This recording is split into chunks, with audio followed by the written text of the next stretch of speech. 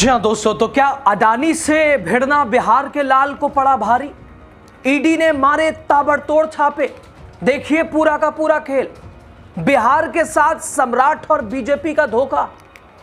दोस्तों, क्या भारत में अब कारोबार करने का एक नया नियम बन गया है? क्या देश के सबसे बड़े उद्योगपतियों में से किसी ने अगर सत्ता के सबसे करीबी माने जाने वाले कारोबारी समूह को चुनौती दे दी तो उसके बाद सरकारी एजेंसियां उसके दरवाजे तक पहुंच जाएंगी? दोस्तों, इस देश के सबसे पिछड़े राज्यों में से बिहार की बदहाल व्यवस्थाओं और बदहाल गलियों से निकलकर देश नहीं बल्कि पूरी दुनिया में नाम कमाने वाला वो व्यक्ति कौन है जिन्होंने कुछ दिन पहले अडानी के खिलाफ आवाज उठाई? आवाज क्या उठाई? कंपटीशन में खड़े हुए बिहार के उस लाल की कंपनी पर ईडी के एक के बाद एक ताबड़तोड़ छापे। दोस्तों, बात बिहार की मिट्टी से निकलकर दुनिया के कारोबारी नक्शे पर अपनी अलग पहचान बनाने वाले उद्योगपति अनिल अग्रवाल की। हाल ही में जिन्होंने बिहार की आईपीएल टीम का प्रस्ताव दिया था, सम्राट चौधरी ने बढ़ बढ़ के उनकी हाँ में हाँ मिलाई थी। दोस्तों, उस शख्स की बात जिसने एक समय में सिर्फ एक टिफिन बॉक्स लेकर मुंबई का रुख किया था और फिर अपनी मेहनत के दम पर अरबों डॉलर का साम्राज्य खड़ा कर दिया। लेकिन अब वही अनिल अग्रवाल, वही बिहार का लाल, उनका वेदांता समूह ईडी की कार्रवाई का सामना कर रहा है। सवाल यह कि क्या यह सिर्फ एक कानूनी जांच है? सवाल यह उठ रहा है कि क्या यह सिर्फ संयोग है कि अडानी से टकराव के कुछ समय बाद वेदांता समूह पर ईडी की कार्रवाई की जाती है?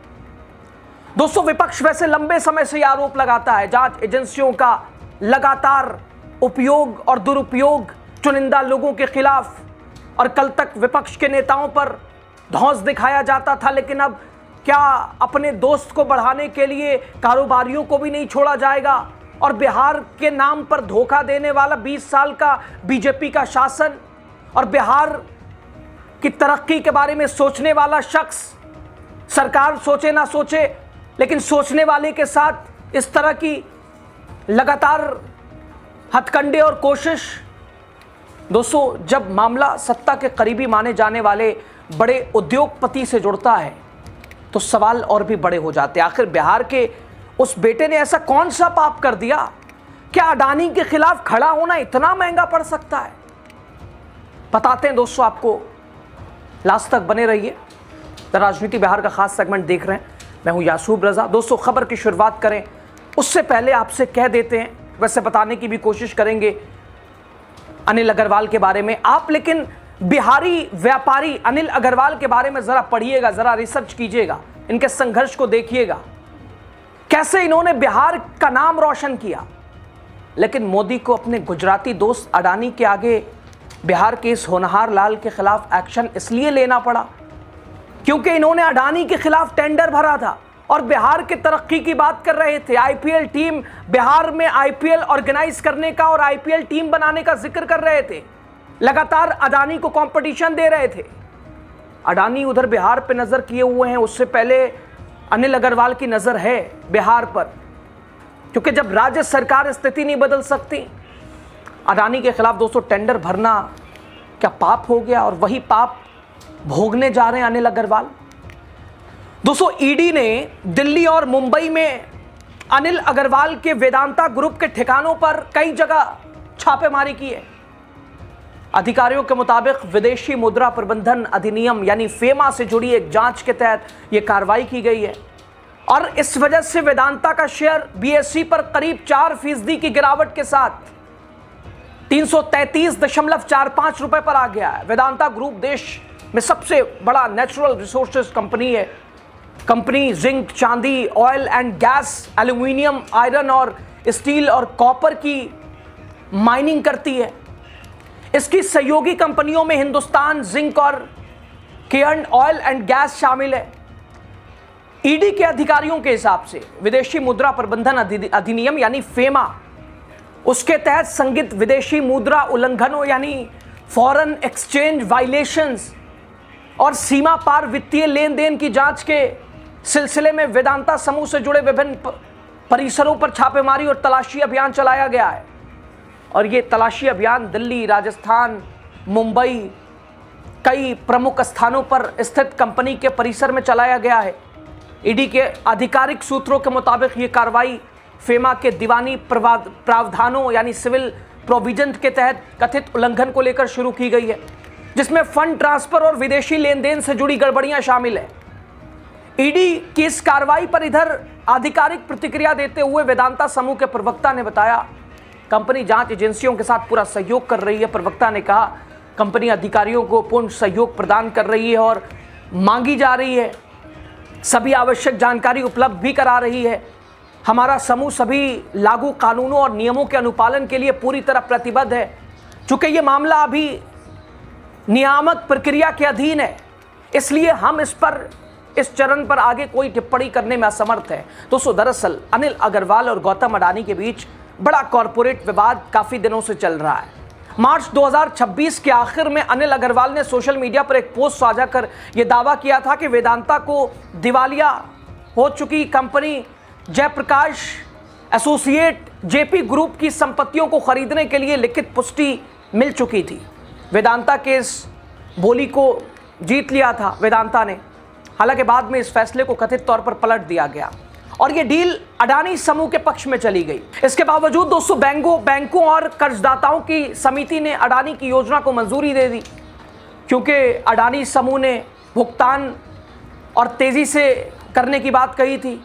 अनिल अग्रवाल के नेतृत्व वाले वेदांता समूह ने इस प्रक्रिया को सुप्रीम कोर्ट में चुनौती दी है, जिससे देश के दो सबसे बड़े कॉरपोरेट घरानों के बीच विवाद खड़ा हो गया। और दोस्तों, 1 महीने पहले ही वेदांता समूह ने सुप्रीम कोर्ट में अडानी के खिलाफ याचिका दायर की और उसके बाद देखिए ताबड़तोड़ एक्शन।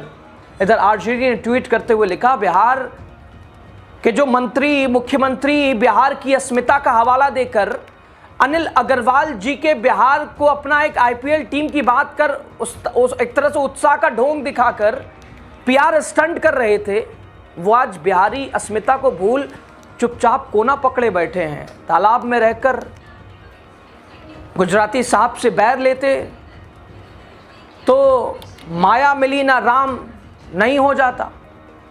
दोस्तों, लोग कह रहे हैं वेदांता समूह पर ईडी के ताबड़तोड़ छापे, तुम्हारी मजाल कैसे हुई, अडानी के खिलाफ टेंडर डाल दिया। चलो टेंडर डाल दिया, डिजर्विंग भी थे, तो क्या नहीं मिला टेंडर तो मोदी जी अपने पार्टी के स्पॉन्सर अडानी को दे दिए, तो क्या केस करोगे? लो झेलो। 12 वर्षों में कभी रिलायंस अडानी पर ईडी के छापे पड़े हो तो बताइए। इधर दोस्तों, सुप्रिया श्रीनेत ने भी निशाना साधते हुए मोदी सरकार, अडानी और बिहार को लेकर बीजेपी का छलावा, अनिल अग्रवाल की मेहनत सभी का उल्लेख किया। जरा देखिए। आज अनिल अग्रवाल के वेदांता ग्रुप पर ईडी ने रेड की। ईडी का आरोप है कि वेदांता ने फेमा के नियमों का उल्लंघन किया और इसलिए उन पर रेड की जा रही है। लेकिन आपको याद ही होगा, कुछ ही दिनों पहले वेदांता ग्रुप के अनिल अग्रवाल ने अडानी को कोर्ट में घसीटा था, कोर्ट में चुनौती दी थी अडानी को, और आज उन पर ईडी की रेड हो गई। अनिल अग्रवाल ने जेपी एसोसिएट्स के एक्विजिशन मामले में अडानी को चैलेंज किया था, सार्वजनिक बयान भी दिया था। याद दिलाना जरूरी है, जेपी एसोसिएट्स के करीब $4 बिलियन की प्रॉपर्टीज, करीब 14,000 से 17,000 करोड़ की संपत्ति, जिसमें real estate, power plant, cement plant, Buddha international circuit, F1 track, ये सब शामिल। और इसकी बोली लगी थी, वेदांता ने 16,726 करोड़ की सबसे ऊंची बोली लगाई थी और अनिल अग्रवाल के अनुसार उन्हें लिखित रूप से हाईएस्ट बिडर घोषित किया गया था, लेकिन बाद में फैसला पलट दिया गया। अडानी ग्रुप ने 14,553 करोड़ की बोली लगाई थी, जो वेदांता से कम थी, लेकिन इनके ऑफर में अपफ्रंट पेमेंट शामिल था। तो कमिटी ऑफ क्रेडिटर्स ने इसे बेहतर माना और फिर एनसीएलटी इलाहाबाद बेंच ने 17 मार्च 2026 को अडानी की जो प्रपोजल और योजना थी उसको मंजूरी दे दी।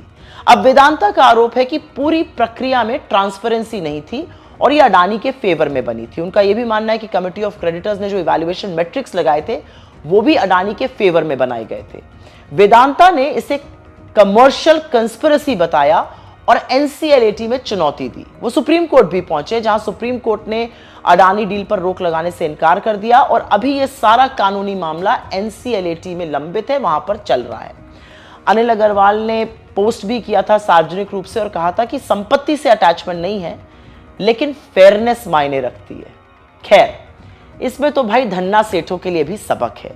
मोदी जी की कितनी भी तारीफ कर लीजिए, उनकी कितनी भी भक्ति कर लीजिए, लेकिन अगर उनके मालिक अडानी की तरफ आंख उठाई तो कीमत जरूर चुकानी पड़ेगी, सबक जरूर सिखाया जाएगा। अडानी से पंगा नहीं लेने का ये मैसेज नरेंद्र मोदी जी दे रहे हैं। दोस्तों, अनिल अग्रवाल को बिहार का सबसे रईस माना जाता है। 20 साल की उम्र में उन्होंने बिहार छोड़ दिया था, खाली हाथ मुंबई आ गए थे। उनके पास उस समय केवल एक टिफिन बॉक्स था। मुंबई आकर उन्होंने जमकर मेहनत की। साल 1970 में उन्होंने कबाड़ के धंधे से अपने कारोबारी करियर की शुरुआत की। उन्होंने अपनी पहली कंपनी की स्थापना की जिसमें अच्छी खासी कमाई नहीं हो सकी। साल 1976 में अग्रवाल ने शमशेर स्टर्लिंग केबल कंपनी को खरीदा, लेकिन बाद में धंधा नहीं चला तो उनके पास कर्मचारियों को सैलरी देने तक का भी पैसा नहीं बचा। इसके बाद अनिल अग्रवाल ने 9 अलग अलग बिजनेस शुरू किया, लेकिन सभी फेल हो गया। उन्होंने अपने शुरुआती 20 से 30 साल संघर्ष में बिताए। कैम्ब्रिज में अपने एक संबोधन में अनिल अग्रवाल ने बताया था कि वो कई साल तक डिप्रेशन में रहे। वो लगातार कोशिश करते रहे, लेकिन सफलता नहीं मिल रही थी। इसके बाद साल 1986 में भारत सरकार ने टेलीफोन टेबल बनाने के लिए प्राइवेट सेक्टर को मंजूरी दे दी। इससे पहले दोस्तों 1980 में अनिल अग्रवाल ने सैटेलाइट इंडस्ट्रीज को खरीद लिया था। साल 1990 में अग्रवाल ने कॉपर रिफाइंड का काम शुरू किया। सैटेलाइट इंडस्ट्रीज देश की पहली ऐसी प्राइवेट कंपनी थी जो कॉपर रिफाइन करने का काम करती थी। इसके बाद अनिल अग्रवाल लगातार सफलता की नई कहानी लिखते चले गए। वेदांता रिसोर्सेज एक नेचुरल रिसोर्सेज कंपनी है जिसकी दुनिया भर में मौजूदगी है। ये मिनरल्स, ऑयल एंड गैस को निकालती है और प्रोसेस करती है। कंपनी के करीब 64,000 कर्मचारी और कॉन्ट्रैक्ट्स हैं। मुख्य रूप से ये कंपनी भारत, अफ्रीका, आयरलैंड और ऑस्ट्रेलिया में है। दुनिया भर में कंपनी के प्रोडक्ट बिकते हैं। फोर्ब्स के मुताबिक अनिल अग्रवाल की नेटवर्थ करीब 4.9 अरब डॉलर यानी करीब 47,000 करोड़ रुपए है और वो भारत के टॉप 100 अमीरों में शामिल हैं। खैर दोस्तों, हम किसी जांच एजेंसी की कार्रवाई को गलत नहीं कह रहे। अगर कहीं कानून का उल्लंघन हुआ है तो जांच होनी चाहिए, लेकिन सेलेक्टिव जांच सवाल इस पर है और पारदर्शिता के साथ होनी चाहिए, सवाल इस पर है। सबके साथ ऐसा होता है, सवाल इस पर है। लोकतंत्र में सवाल पूछना उतना ही जरूरी है जो कि इस सरकार में मुश्किल है। सवाल ये कि क्या देश के हर बड़े कारोबारी के लिए नियम एक जैसे हैं? क्या हर कॉरपोरेट घराने की उतनी गहराई से जांच होती है, या फिर कुछ नाम ऐसे हैं जिनके खिलाफ सवाल उठाना ही मुश्किल हो जाता है? दोस्तों, बिहार की गलियों से निकलकर दुनिया के बड़े बड़े उद्योगपतियों में जगह बनाने वाले अनिल अग्रवाल की कहानी संघर्ष, असफलता पर असफलता, फिर सफलता। लेकिन आज उनकी कंपनी पर पड़े ईडी के छापे ने एक बार फिर बहस को जिंदा कर दिया है, जिसमें विपक्ष लगातार आरोप लगाता रहा है कि देश की एजेंसियां निष्पक्ष हैं या फिर सत्ता की राजनीति का हिस्सा बनती जा रही हैं। और यही वजह है कि सोशल मीडिया से लेकर राजनीतिक गलियारों तक लोग पूछ रहे हैं, क्या ये सिर्फ सहयोग है या फिर अडानी जैसे ताकतवर कॉरपोरेट समूह के खिलाफ खड़े होने की कीमत चुकानी पड़ रही है? और बिहार की स्थिति को बदलने वाली सरकार सिर्फ दावे करती रह गई। 20 साल और 22 साल से भाजपा डबल इंजन। लेकिन अनिल अग्रवाल ने जो संकल्प लिया, क्या उस संकल्प के आगे, अडानी समूह के आगे सब कुछ रौंद दिया जाएगा? फिलहाल अडानी साहब भी बीजेपी के आते ही बिहार पर नजर है और अलग अलग जगहों पे आपने देखे कितनी कम कीमतों पे ज़मीन खरीदी और कारोबार शुरू करने की बात की जा रही है। तो जो विपक्ष के आरोप थे कि गुजरात को सारा कुछ हैंडओवर कर दिया है नीतीश कुमार के बाद अब भाजपा ने, क्या उसकी शुरुआत हो गई? और जो सोच रहा है उसके साथ ईडी, राय दीजिएगा।